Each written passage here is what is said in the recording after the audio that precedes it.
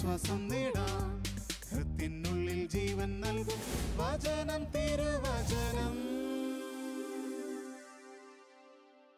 പിതാവിൻ്റെയും പുത്രൻ്റെയും പരിശുദ്ധാത്മാവിൻ്റെയും നാമത്തിൽ ആമേൻ. ഈശോയിൽ ഏറ്റവും സ്നേഹമുള്ളവരെ, നമ്മളൊക്കെ നമ്മുടെ ജീവിതത്തെ എപ്പോഴും കരുതുന്നവരാണ്. കരുതലില്ലാത്ത ഒരു ജീവിതം നമുക്കതിനെക്കുറിച്ച് ചിന്തിക്കാൻ സാധിക്കില്ല.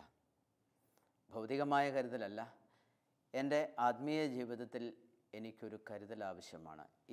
ആ കരുതൽ എൻ്റെ ഈ ഭൂമിയിലെ ജീവിതത്തിന് ശേഷം എനിക്ക് പിതാവിൻ്റെ ഭവനത്തിൽ എത്തിച്ചേരണം. ഞാൻ അങ്ങനെ എത്തിച്ചേരണമെങ്കിൽ ഞാൻ എന്തൊക്കെ കരുതൽ ഈ ഭൂമിയിൽ ചെയ്യണം? അതിനെനിക്ക് എൻ്റെ ജീവിതത്തിൽ എനിക്കൊരു പദ്ധതിയും പ്ലാനും ഉണ്ടായിരിക്കണം. ഈ ഭൂമിയിലെ ജീവിതം ഇവിടം കൊണ്ട് അവസാനിക്കുന്നതല്ല, മറിച്ച് എൻ്റെ തമ്പുരാൻ്റെ മുമ്പിൽ ഈശോ എനിക്കായി ഒരുക്കിയിരിക്കുന്ന ഒരു സ്ഥലമുണ്ട്.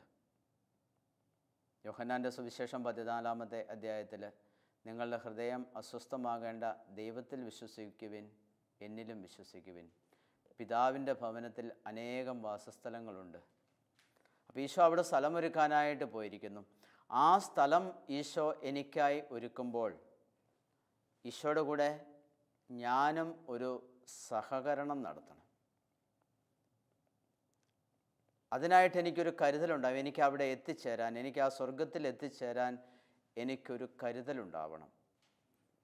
ആ കരുതൽ വിവേകം കൊണ്ട് ദൈവത്തിൻ്റെ ആത്മാവ് നമുക്ക് നൽകുന്നതാണ്. എൻ്റെ ആത്മീയമായ ഒരു മുൻകരുതലാണ്. ഞാൻ എന്തൊക്കെ ചെയ്യണം? എൻ്റെ കുദാശകളുടെ സ്വീകരണവും എൻ്റെ ബന്ധങ്ങളും തിരുസഭയുടെ കൽപ്പനകളും ദൈവത്തിൻ്റെ കൽപ്പനകളും ഒന്നും ധിക്കരിക്കാത്ത, ഒരു കൽപ്പന പോലും ഞാൻ ധിക്കരിക്കാത്ത വിധത്തിൽ എൻ്റെ ജീവിതത്തെ ഞാനൊന്ന് ക്രമപ്പെടുത്തണം. ആ ഒരു കരുതൽ എൻ്റെ ജീവിതത്തിൽ എനിക്ക് ആവശ്യമാണ്. മത്തായിയുടെ സുവിശേഷം 25-ാമത്തെ അധ്യായം 10 കന്യകമാരുടെ ഉപമ ഈശോ പറയുന്നുണ്ട്. ആ ഉപമയിൽ മണവാളനെ സ്വീകരിക്കുവിൻ എന്ന ആർപ്പവിളി പുറത്തുനിന്നുണ്ടായപ്പോൾ കന്യകമാരെല്ലാം ഉറക്കം തെളിഞ്ഞ് വിളക്ക് തെളിച്ചു. എന്നാൽ 5 പേര് വിവേകവതികളും 5 പേര് വിവേകശൂന്യകളുമായിരുന്നു. വിവേകവതികളുടെ വിളക്കുകൾ തെളിഞ്ഞു, വിവേകശൂന്യങ്ങളുടെ വിളക്കുകൾ കെട്ടുപോയി. കാരണം അതിലൊഴിക്കാൻ അവർക്ക് എണ്ണ കരുതിയിട്ടില്ലായിരുന്നു. അങ്ങനെ ഒരു അവിവേകം അവർ ചെയ്തു. അതുകൊണ്ട് അവർ പറഞ്ഞു, ഞങ്ങളുടെ വിളക്കുകൾ അണഞ്ഞു പോകുന്നതിനാൽ നിങ്ങളുടെ എണ്ണയിൽ കുറേ ഞങ്ങൾക്ക് തരിക. വിവേകവതികൾ മറുപടി പറഞ്ഞു, ഞങ്ങൾക്കും നിങ്ങൾക്കും മതിയാകാതെ വരുമെന്നതിനാൽ നിങ്ങൾ വിൽപ്പനക്കാരുടെ അടുത്ത് പോയി വാങ്ങിക്കൊള്ളുവിൻ. അവർ വാങ്ങാൻ പോയപ്പോൾ മണവാളൻ വന്നു. ഒരുങ്ങിയിരുന്നവർ അവരോടൊത്ത് വിവാഹ വിരുന്നിന് അകത്ത് പ്രവേശിച്ചു. വാതിൽ അടയ്ക്കപ്പെടുകയും ചെയ്തു. വിവേകവതികൾ അവർ മണവാളനെ എതിരേൽക്കാൻ പോയപ്പോൾ തന്നെ അവരെണ്ണ കരുതി. അങ്ങനെ ഒരു വിവേകം അവർ കാണിച്ചു. പിന്നെ വീണ്ടും വിവേകശൂന്യകൾ വിവേകവതികളോട് പറഞ്ഞു, ഞങ്ങളുടെ വിളക്കുകൾ അണഞ്ഞു പോകുന്നതിനാൽ നിങ്ങളുടെ എണ്ണയിൽ കുറേ ഞങ്ങൾക്ക് തരിക. അവർ വീണ്ടും ഒരു വിവേകം കാണിക്കുകയാണ്. ഞങ്ങൾക്കും നിങ്ങൾക്കും മതിയാകാതെ വരുമെന്നതിനാൽ നിങ്ങൾ വിൽപ്പനക്കാരുടെ അടുത്ത് പോയി വാങ്ങിക്കൊള്ളുക. അവർ വാങ്ങാൻ പോയപ്പോൾ മണവാളൻ വന്നു. ഒരുങ്ങിയിരുന്നവർ അകത്ത് പ്രവേശിച്ചു. വാതിലടയ്ക്കപ്പെടുകയും ചെയ്തു. ദൈവം നമുക്ക് നൽകുന്ന വിവേകം അത് നമ്മുടെ ജീവിതത്തിൽ എപ്പോഴും നമ്മളെ വിവേകത്തിൽ തന്നെ ജീവിക്കും. ഇവർ വിവേകവതികളായ കന്യകൾ വിളക്കുകൾ എടുത്തപ്പോൾ എണ്ണ കൂടി അവർ കരുതിയിരുന്നു. എന്നാൽ വിവേകശൂന്യകൾ എണ്ണ കരുതിയില്ല. അപ്പോൾ വിവേകവതികളോട് അവർ പറഞ്ഞു, ഞങ്ങളുടെ വിളക്കുകൾ അണഞ്ഞു പോകുന്നു, അതുകൊണ്ട് നിങ്ങൾക്കുള്ളതിൽ കൂട്ട് കുറച്ചെണ്ണ ഞങ്ങൾക്കും തരിക. അവരവിടെയും ഒരു വിവേകം കാണിച്ചു. 2 പേർക്കും മതിയാകാതെ വരും, അതുകൊണ്ട് നിങ്ങൾ വിൽപ്പനക്കാരുടെ അടുത്ത് പോയി വാങ്ങിക്കൊള്ളുക. അപ്പം ദൈവം നൽകുന്ന വിവേകമെന്ന പുണ്യം ജീവിതം മുഴുവനും വിവേകത്തോടെ പ്രവർത്തിക്കുവാൻ, ഏത് സാഹചര്യങ്ങളുണ്ടായാലും എല്ലാ സാഹചര്യങ്ങളിലും വിവേകത്തോടെ സംസാരിക്കാനും വിവേകത്തോടെ പെരുമാറാനും വിവേകത്തോടെ ജീവിച്ച് നിത്യതയിൽ എത്തിച്ചേരുവാനും ആ വിവേകം നമ്മളെ സഹായിക്കും. 18-ാമത്തെ സങ്കീർത്തനം നമ്മോട് പറയുന്നുണ്ട്, എൻ്റെ നീതിക്കൊത്ത വിധം കർത്താവ് എനിക്ക് പ്രതിഫലം നൽകി. എൻ്റെ കൈകളുടെ നിർമ്മലതയ്ക്ക് ചേർന്ന വിധം എനിക്ക് പകരം തന്നു. കർത്താവിൻ്റെ മാർഗത്തിൽ ഞാൻ ഉറച്ചു നിന്നു. എൻ്റെ നീതിക്കൊത്ത വിധം കർത്താവ് എനിക്ക് പ്രതിഫലം നൽകി. എൻ്റെ കൈകളുടെ നിർമ്മലതയ്ക്ക് ചേർന്ന വിധം എനിക്ക് പകരം തന്നു. കർത്താവിൻ്റെ മാർഗത്തിൽ ഞാൻ ഉറച്ചു നിന്നു. എൻ്റെ നീതിക്കൊത്ത, ഞാൻ നീതി പുലർത്തി ജീവിച്ചപ്പോൾ കർത്താവ് എനിക്കതിന് പ്രതിഫലം നൽകി. എൻ്റെ കൈകൾ നിർമ്മലമായിരുന്നു, അതുകൊണ്ട് അതിന് ചേർന്ന വിധം എനിക്ക് കർത്താവ് പകരം തന്നു. പിന്നെയോ ഞാൻ കർത്താവിൻ്റെ മാർഗത്തിൽ ഉറച്ചു നിന്നു. അപ്പം ദൈവം നൽകുന്ന വിവേകം, 5 കന്യകമാർക്ക് ലഭിച്ച ആ വിവേകം, അത് നമ്മുടെ ജീവിതത്തിൽ നമുക്കും എന്നും ഉണ്ടായിരിക്കേണ്ടതാണ്. അബ്രാഹത്തിൻ്റെ ജീവിതത്തിലേക്ക് നമ്മളൊന്ന് നോക്കുക. അബ്രാഹത്തോട് ദൈവം പറഞ്ഞു, നീ സ്നേഹിക്കുന്ന നിൻ്റെ പ്രിയപ്പെട്ട മകനുണ്ട് ഇസഹാക്ക്, അവനെയും കൂട്ടി നീ മോറിയ മലയിലേക്ക് പോവുക. നീ മോറിയ മലയിൽ അവനെ എനിക്കായി ബലിയർപ്പിക്കണം. അബ്രാഹത്തിൻ്റെ ബുദ്ധി ഉപയോഗിച്ചിരുന്നെങ്കിൽ, ദൈവമേ നീ തന്നെയല്ലേ വളരെ നാളുകൾക്ക് മുമ്പ് എനിക്ക് വാഗ്ദാനം നൽകി ഒരു മകനെ നീ എനിക്ക് നൽകിയത്. നമ്മുടെ ബുദ്ധി ഉപയോഗിച്ച് നോക്കിയാലും ഇപ്പോൾ അവന് 12 വയസ്സായ ഇവനെ ഇപ്പോൾ ബലി കഴിക്കാൻ ദൈവം ആവശ്യപ്പെടുന്നു. ദൈവം നീതിയാണോ ചോദിക്കുന്നത്? അബ്രാഹാം ഒന്നും ചോദിച്ചില്ല. മാനുഷികമായ ബുദ്ധി അവൻ്റെ മുമ്പിൽ അവൻ പ്രവർത്തിച്ചില്ല. ദൈവം പറഞ്ഞു, അവനത് അതുപോലെ അനുസരിച്ചു. മകനെയും കൂട്ടി മോറിയ മലയിലേക്ക് പോയി. അവിടെ ചെന്ന് അബ്രാഹാം ദൈവത്തെ അനുസരിച്ചുകൊണ്ട് മോറിയ മലയിലേക്ക് പോയി. ദൈവം അബ്രാഹത്തെ വിളിച്ചു. ദൈവം വിളിച്ചപ്പോഴൊക്കെ അവൻ വിളി കേട്ടു. ഇതിനു മുമ്പും പലതവണ ദൈവം അബ്രാഹത്തെ വിളിച്ചിട്ടുണ്ട്. ആ വിളിച്ചപ്പോഴെല്ലാം ദൈവം പറഞ്ഞതെല്ലാം അബ്രാഹാം കേട്ടു. ഇവിടെയും അബ്രാഹാം വിളി കേട്ടു എന്ന് മാത്രമല്ല പറഞ്ഞത്, ഇവിടെയും തൻ്റെ ഏകപുത്രനെയും അവിടെ ബലിയർപ്പിക്കാൻ പോവുകയാണ്. ബലിയർപ്പിക്കുവാനായിട്ട് പോകുന്ന വഴി, മോറിയ മലയിലേക്ക് പോകുന്ന വഴി, മകനൊരു ചോദ്യം ചോദിക്കുന്നുണ്ട്. പിതാവിൻ്റെ ഹൃദയം തകർക്കുന്നൊരു ചോദ്യം. നമ്മുടെ അടുത്ത് വിറകുണ്ട്, കത്തിയുണ്ട്, എല്ലാമുണ്ട്, പക്ഷേ ബലിയർപ്പിക്കപ്പെടേണ്ട കുഞ്ഞാടെവിടെ എന്ന് ഇസഹാക്ക് ചോദിച്ചു. അത് ദൈവം നമുക്ക് തരും മകനെ എന്ന മറുപടി പറഞ്ഞുകൊണ്ട് വീണ്ടും അബ്രാഹാം നടക്കുകയാണ്. ആ മകനെ ബലിയർപ്പിക്കുവാനായി, ഒരു അപകടത്തിൽ മരിക്കുകയാണെങ്കിൽ നമുക്ക് മനസ്സിലാക്കാം. പക്ഷേ സ്വന്തം കൈകൊണ്ട് മകനെ കൊല്ലാനായിട്ടാണ് ആ പിതാവ് പോകുന്നത്. അപ്പോൾ അബ്രാഹാം ബലിയിലേക്ക് നടന്ന് അടുത്തു. കുട്ടിയെ തുടരുത് എന്ന ഒരു സ്വരം ആകാശത്ത് നിന്ന് കേൾക്കും എന്ന് അബ്രാഹത്തിന് അപ്പോൾ അറിയത്തില്ല. അബ്രാഹാം ആ മകനെ ബലിയർപ്പിക്കാൻ തന്നെയാണ് പോകുന്നത്. അബ്രാഹാം കത്തി കയ്യിലെടുത്തപ്പോഴാണ് ദൈവം പറഞ്ഞത്, കുട്ടിയെ തുടരുത്. ഈ സ്വരം കേൾക്കുമെന്ന് അബ്രാഹത്തിന് അറിയില്ലായിരുന്നു. പക്ഷേ ദൈവം ഇതാണ് ചെയ്യാനിരുന്നത്, അബ്രാഹത്തെ ഒന്ന് പരീക്ഷിക്കുകയായിരുന്നു. ഈ കുട്ടിയെ തൊട്ടുപോകരുത് എന്ന് ദൈവം സ്വർഗത്തിൽ നിന്ന് പറഞ്ഞപ്പോൾ, അപ്പോഴാണ് അബ്രാഹത്തിന് ദൈവം ഇതാണ് പറയാൻ പോകുന്നത്, അല്ലെങ്കിൽ ദൈവം ഇങ്ങനെ രക്ഷിച്ചു എന്ന് അബ്രാഹത്തിന് മനസ്സിലായത്.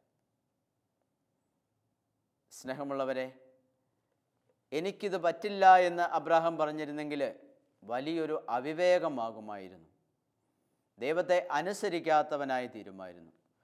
ദൈവത്തെക്കാൾ ഉപരി പുത്രനെ സ്നേഹിക്കുന്നവനായി തീരുമായിരുന്നു. പക്ഷേ അബ്രാഹത്തിൻ്റെ വിവേകം അബ്രാഹത്തെ ആ നന്മയിലേക്ക് നയിച്ചു. ദൈവം അബ്രാഹത്തെ ഒന്നുകൂടി കൂടുതൽ സ്നേഹിച്ചു. വിശ്വാസികളുടെ പിതാവായി അബ്രാഹാം ഉയർന്നു.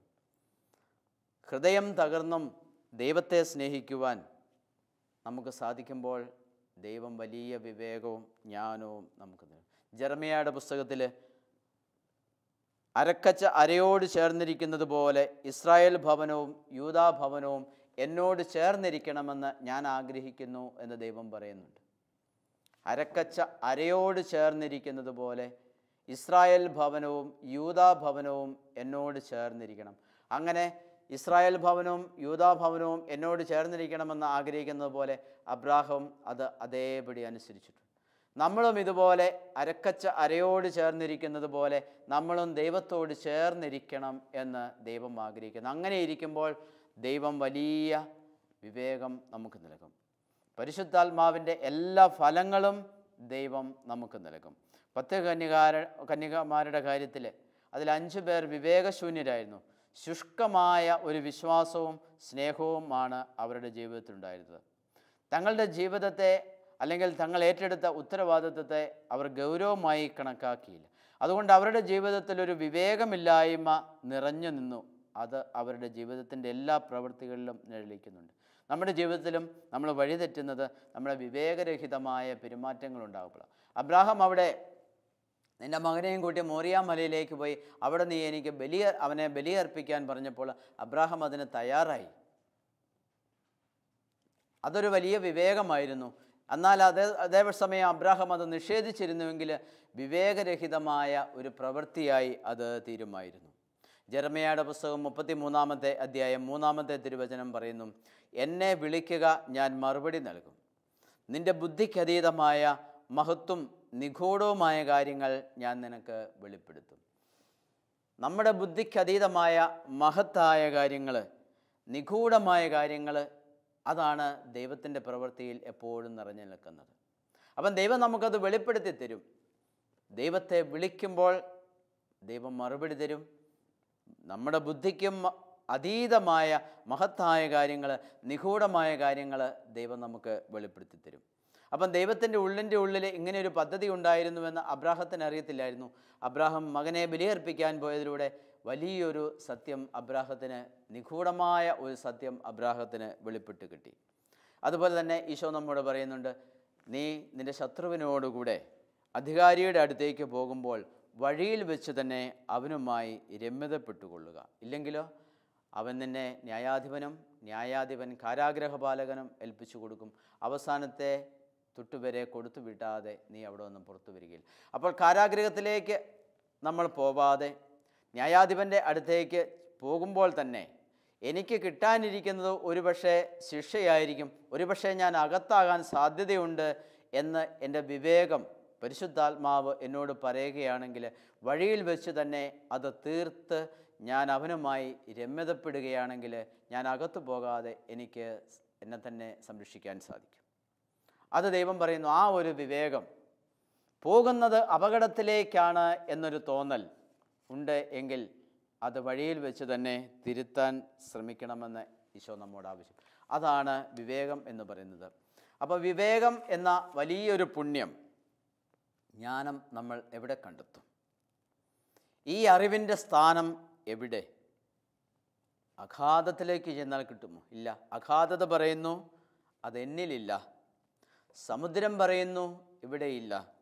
പർവ്വതങ്ങളും പറയുന്നു അതും ഇവിടെ ഇല്ല. പിന്നെ എവിടെയാണ്? സ്ഫടികത്തിനും സ്വർഗത്തിനും അതിനോട് സമാനതയില്ല. ജ്ഞാനം മുത്തിനേക്കാൾ അമൂല്യമാണ്. അപ്പോൾ ജ്ഞാനം എവിടെ നിന്ന് വരുന്നു? ഈ വിവേകം എവിടെ നിന്ന്, അല്ലെങ്കിൽ ഈ അറിവ് എവിടെ സ്ഥിതി ചെയ്യുന്നു? ദൈവം മനുഷ്യനോട് പറഞ്ഞു, ജ്ഞാനം കർത്താവിനോടുള്ള ഭക്തിയാണ്, തിന്മയിൽ നിന്ന് അകലുന്നതാണ് വിവേകം. അപ്പം ദൈവത്തോട് അടുത്ത് വരുന്നത്, അതാണ് ജ്ഞാനം എന്ന് പറയുന്നത്. അപ്പം ദൈവത്തോട് അടുത്തടുത്ത് വരുമ്പോൾ വലിയ ജ്ഞാനം നമുക്ക് ലഭിക്കും. ഈ ജ്ഞാനമാണ് നമ്മളെ തെറ്റുപറ്റാതെ വഴി നടത്തുന്നത്. നമ്മുടെ എല്ലാ വിശുദ്ധരെയും വിശുദ്ധിയിലേക്ക് എത്തിച്ചത് ഈ ജ്ഞാനമാണ്. ഈ അറിവാണ് അവരെ ദൈവത്തോട് ഒന്നു ചേർന്ന് ജീവിക്കുവാൻ അവരെ പരിശീലിപ്പിച്ചത്. ജോബിൻ്റെ പുസ്തകം 1-ാം അധ്യായം 4-5 തിരുവചനങ്ങൾ. അവൻ്റെ പുത്രന്മാർ തവണ വെച്ച് നിശ്ചിത ദിവസങ്ങളിൽ തങ്ങളുടെ വീടുകളിൽ വിരുന്ന് സൽക്കാരങ്ങൾ നടത്തുകയും തങ്ങളുടെ 3 സഹോദരിമാരെയും അതിനെ ക്ഷണിച്ചു വരുത്തുകയും ചെയ്യുക പതിവായിരുന്നു. ഇന്ന് നമ്മുടെ കാലഘട്ടത്തിലുമുണ്ട് ഇതുപോലെ ഒരുമിച്ച് കൂടലുകൾ. എന്തെങ്കിലുമൊക്കെ കൊച്ചു കൊച്ചു ഗ്രൂപ്പുകൾ ഒരുമിച്ച് കൂടി ഒരുമിച്ച് ഭക്ഷണം കഴിച്ച് ഒരുമിച്ച് ചിലപ്പോൾ ചില ഗ്രൂപ്പുകളിൽ മദ്യപാനമൊക്കെ നടന്ന് അങ്ങനെ ഒരു കൂട്ടായ്മ. അത് മാത്രമല്ല, ചിലപ്പോൾ അത് തിന്മയിലേക്കും പാപത്തിലേക്കുമൊക്കെ നയിക്കാറുമുണ്ട്. അപ്പോൾ അന്ന് ജോബിൻ്റെ മക്കളും ഇതുപോലെ ചെയ്യാറുണ്ടായിരുന്നു. അവൻ്റെ പുത്രന്മാർ തവണ വെച്ച് നിശ്ചിത ദിവസങ്ങളിൽ തങ്ങളുടെ വീടുകളിൽ വിരുന്ന് സൽക്കാരങ്ങൾ നടത്തുകയും തങ്ങളുടെ 3 സഹോദരിമാരെയും അതിന് വിളിച്ചു വരുത്തുകയും ചെയ്യുക പതിവായിരുന്നു. സൽക്കാര ദിനങ്ങൾ കഴിയുമ്പോൾ ജോബിൻ്റെ പുത്രന്മാർ പാപം ചെയ്ത് ദൈവത്തിൻ്റെ അപ്രീതിക്ക് പാത്രമായിട്ടുണ്ടാകാം എന്ന് വിചാരിച്ച് ജോബ് അവരെ വിളിച്ചു വരുത്തി ശുദ്ധീകരിക്കുകയും അതിരാവിലെ എഴുന്നേറ്റ് ഓരോ പുത്രനും വേണ്ടി ദഹനബലി അർപ്പിക്കുകയും ചെയ്യുമായിരുന്നു. ആ പിതാവിൻ്റെ വിവേകം എത്ര വിശ്വസ്തനാണ് ജോബ്. അവൻ്റെ പുത്രന്മാർ തവണ വെച്ച് നിശ്ചിത ദിവസങ്ങളിൽ തങ്ങളുടെ വീടുകളിൽ വിരുന്ന് സൽക്കാരങ്ങൾ നടത്തുകയും തങ്ങളുടെ 3 സഹോദരിമാരെയും അതിന് ക്ഷണിച്ചു വരുത്തുകയും ചെയ്യുക പതിവായിരുന്നു. അവരെല്ലാവരും ഒരുമിച്ച് ഭക്ഷിച്ച് ആനന്ദിക്കുമായിരുന്നു.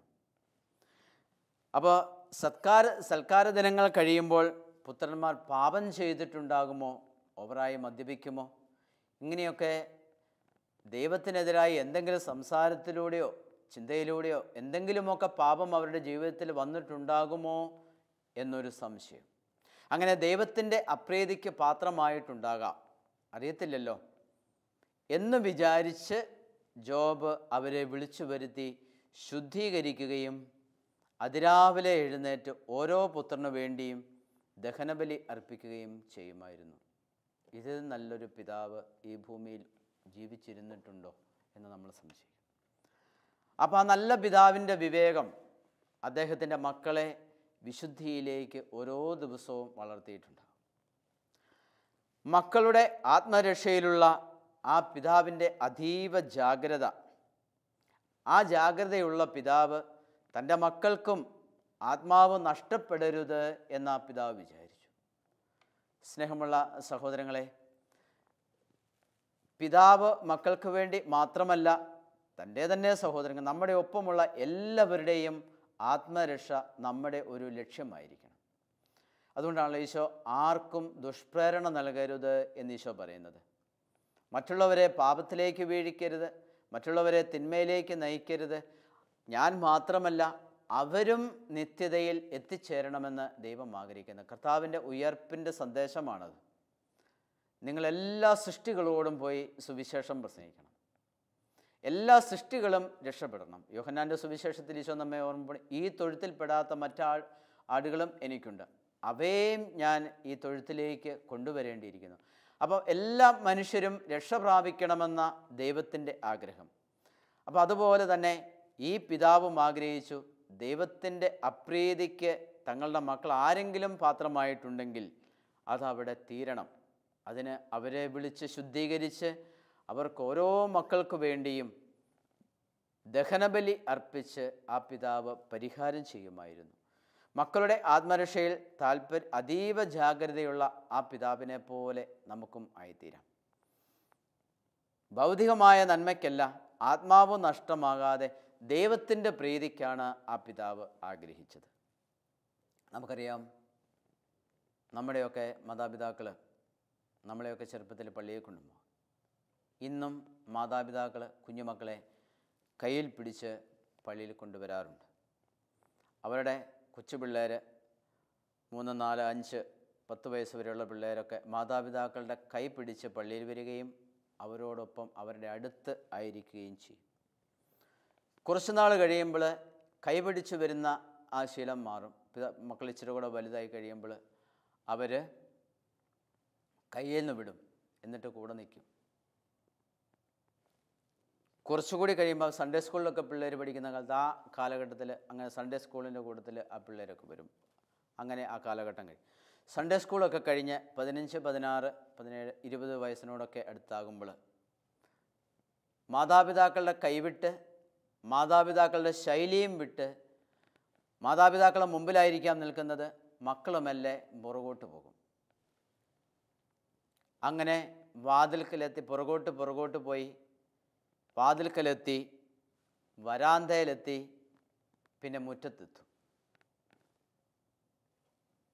ഇങ്ങനെ മക്കളുടെ വളർച്ച. മാതാപിതാക്കളൊക്കെ പള്ളിയകത്ത്, മക്കൾ പുറകോട്ട് പോയി വാതിൽക്കലെത്തി, വരാന്തയിലെത്തി, പോർട്ടിക്കോയിലെത്തി, മുറ്റത്തെത്തി. യുവാവാകുമ്പോൾ ആ തരത്തിൽ ഒരു ശൈലിയിലേക്ക് മക്കൾ വരുന്നു. എന്താ മകനെ ഇങ്ങനെ എന്ന് എത്ര പിതാക്കന്മാർ അല്ലെങ്കിൽ അമ്മമാർ ചോദിക്കാറുണ്ട്. പല മാതാപിതാക്കളോടും പറഞ്ഞു കഴിയുമ്പോൾ പറഞ്ഞാലും കേൾക്കുകയില്ല അച്ഛാ എന്ന് പറയും. പിന്നെ ആര് പറഞ്ഞു കേൾപ്പിക്കും? മാതാപിതാക്കളുടെ ഏക ആശ്വാസം പള്ളിമുറ്റത്തെങ്കിലും അവർ വരുന്നുണ്ടല്ലോ എന്നുള്ളതാണ്. അപ്പം ദൈവത്തിൽ നിന്നും, അൾത്താരയിൽ നിന്നും അകന്ന് വാതിൽക്കലെത്തി, വരാന്തയിലെത്തി, ഫോർട്ടിക്കോയിലെത്തി, മുറ്റത്തെത്തി, പിന്നെയോ സ്റ്റെപ്പിന് താഴെ. അങ്ങനെ ഒരു വളർച്ച ഇളം തലമുറയ്ക്ക് സംഭവിക്കുന്നത് ഈ കാലഘട്ടത്തിൽ നമ്മൾ കാണുന്നുണ്ട്. ജോബ് എന്ന് പറയുന്ന മഹാനായ ആ പിതാവ് ദൈവത്തിൻ്റെ അപ്രീതിക്ക് പാത്രമായിട്ടുണ്ടാവാം ഈ ആഘോഷങ്ങൾ വെച്ചിട്ട് എന്ന് വിചാരിച്ച് അവരെ വിളിച്ചു വിശുദ്ധീകരിക്കുകയും അവർക്ക് വേണ്ടി പരിഹാരമായി ദഹനബലി അർപ്പിക്കുകയും ചെയ്ത ആ പിതാവിനെ പോലെ ആയിത്തീരാൻ നമ്മുടെ ഈ കാലഘട്ടത്തിലെ എത്ര പിതാക്കന്മാർക്ക് അല്ലെങ്കിൽ എത്ര അമ്മമാർക്ക് സാധിക്കുന്നു? ഇതാണ് നമ്മുടെ വളർച്ച. അവിവേകം നിറഞ്ഞ വളർച്ച, അജ്ഞത നിറഞ്ഞ വളർച്ച, ജ്ഞാനമില്ലാത്ത ജീവിതശൈലി, ദൈവത്തിൻ്റെ പരിശുദ്ധാത്മാവ് നഷ്ടപ്പെട്ട ജീവിതം. സ്നേഹമുള്ള സഹോദരങ്ങളെ, ഈശോ നമുക്ക് സഹായകനായി പരിശുദ്ധാത്മാവിനെ നൽകിയതാണ്. സഹായകനായി നമ്മുടെ കൂടെ പരിശുദ്ധാത്മാവ് എന്നും ഉണ്ടാകണം. അപ്പം ദൈവത്തിൻ്റെ പരിശുദ്ധാത്മാവ് സഹായകനായി നമ്മുടെ കൂടെ ഉണ്ടെങ്കിൽ ഈ ജ്ഞാനം, ജോബിന് കിട്ടിയ ജ്ഞാനം സമയാസമയത്ത് നമുക്ക് ലഭിക്കുകയും നമ്മുടെയൊക്കെ മക്കൾക്ക് ഇങ്ങനെ സംഭവിക്കാതിരിക്കാൻ തക്ക വിധം നമ്മളൊക്കെ ജീവിതം ക്രമപ്പെടുത്തുകയും ചെയ്യും. ഈ പരിശുദ്ധാത്മാവിനെ നമുക്ക് കൂട്ടുപിടിക്കാം. ഒത്തിരിയേറെ തെറ്റിപ്പോയിട്ടുണ്ടെങ്കിൽ പശ്ചാത്താപത്തോടുകൂടി ദൈവത്തിൻ്റെ അടുത്ത് നമ്മൾ ചെല്ലുന്നു. തെറ്റിപ്പോയി ദൈവമേ എന്ന് ഏറ്റുപറയുന്നു. അങ്ങനെ തെറ്റിപ്പോയി എന്ന് പറയുമ്പം ദാവീദ് പ്രാർത്ഥിച്ചതുപോലെ അങ്ങയുടെ പരിശുദ്ധാത്മാവിനെ എന്നിൽ നിന്നും എടുത്തു കളയരുതേ എന്ന് നമ്മൾ പ്രാർത്ഥിക്കുന്നു. ദൈവത്തിൻ്റെ എല്ലാ അനുഗ്രഹങ്ങൾക്കും വീണ്ടും എന്നെ അർഹനാക്കണമേ എന്ന് പ്രാർത്ഥിക്കുന്നു. അങ്ങനെ ആ ജീവിതശൈലി, പരിശുദ്ധാത്മാവിനെ കൂട്ടുപിടിച്ചുള്ള ജീവിതശൈലി, പാപത്തെക്കുറിച്ചും നീതിയെക്കുറിച്ചും ന്യായവിധിയെക്കുറിച്ചും നമ്മളെ ബോധ്യപ്പെടുത്തി ഓരോ ദിവസവും നമ്മളെ വഴി നടത്തുന്ന ദൈവത്തിൻ്റെ പരിശുദ്ധാത്മാവ് ആ വലിയ ജ്ഞാനത്താലും വിവേകത്താലും നമ്മളെ നയിക്കട്ടെ എന്ന് നമുക്ക് പ്രാർത്ഥിക്കാം. നമുക്കതിനായി നമ്മളെ തന്നെ പൂർണ്ണമായും ഒരുക്കാം. ജോബ് തൻ്റെ മക്കളെ വിശുദ്ധീകരിച്ചതുപോലെ നമുക്ക് നമ്മുടെ തലമുറകളെയും നമ്മുടെ ദേശത്തെയും കുടുംബത്തെയും എല്ലാ കുടുംബാംഗങ്ങളെയും നമുക്ക് വിശുദ്ധീകരിക്കാം. പാപപരിഹാര ബലികൾ നമുക്ക് അർപ്പിക്കാം, ത്യാഗങ്ങൾ നമുക്ക് അനുഷ്ഠിക്കാം. അങ്ങനെ പരിശുദ്ധാത്മാവിന് നമ്മുടെ ജീവിതത്തെ വിട്ടുകൊടുത്തുകൊണ്ട് നല്ല ആത്മീയ സന്തോഷം നിറഞ്ഞ, അഭിഷേകം നിറഞ്ഞ ഒരു ജീവിതത്തിന് നമുക്ക് നമ്മളെ തന്നെ തയ്യാറാക്കാം. നമുക്കൊരു വാക്ക് പ്രാർത്ഥിക്കാം. സ്നേഹസമ്പന്നനായ ദൈവമേ, ഞങ്ങളുടെ ജീവിതത്തിൽ വന്നുപോയ ഒത്തിരിയേറെ പോരായ്മകളുണ്ട്. അവിവേകവും അജ്ഞതയും ഞങ്ങളെ ഒത്തിരി മുന്നോട്ട് നയിച്ചുപോയി. അവയെല്ലാം തിരുത്തി ജീവിക്കുവാനും ദൈവത്തിൻ്റെ പരിശുദ്ധാത്മാവിൻ്റെ അഭിഷേകത്താൽ നിത്യവും ജീവിക്കുവാനുള്ള വലിയ കൃപ ഞങ്ങൾക്ക് നൽകി ഞങ്ങളെ അനുഗ്രഹിക്കണമേ. സിഹ്യോനൂർ ശാലയിലെ ശിഷ്യന്മാർ പരിശുദ്ധാത്മാവിൻ്റെ അഭിഷേകത്താൽ നിറഞ്ഞപ്പോൾ അമ്മ അവരുടെ കൂടെ ഉണ്ടായിരുന്നല്ലോ. അമ്മേ, അമ്മ ഞങ്ങളുടെ കൂടെയും ഉണ്ടായിരുന്നു കൊണ്ട് ഞങ്ങളുടെ ജീവിതത്തിൽ എപ്പോഴും ദൈവാത്മാവിനാൽ നിറഞ്ഞൊരു ജീവിതം നയിക്കുവാൻ അമ്മ ഞങ്ങൾക്ക് വേണ്ടി പ്രാർത്ഥിക്കണമേ. നിത്യപിതാവും പുത്രനും പരിശുദ്ധാത്മാവുമായ സർവേശ്വര എന്നേക്കും ആമേൻ.